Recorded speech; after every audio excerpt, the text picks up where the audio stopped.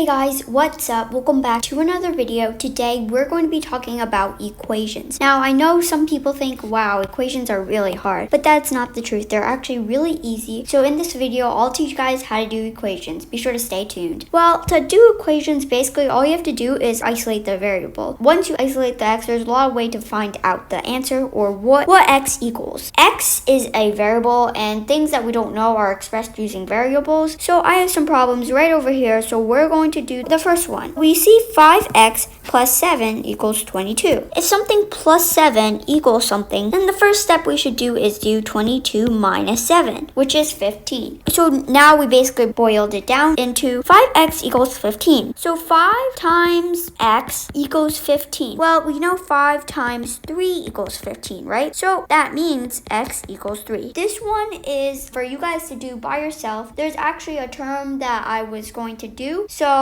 if you guys already know this term, you should use it. Alright, so pause the video, come back with an answer.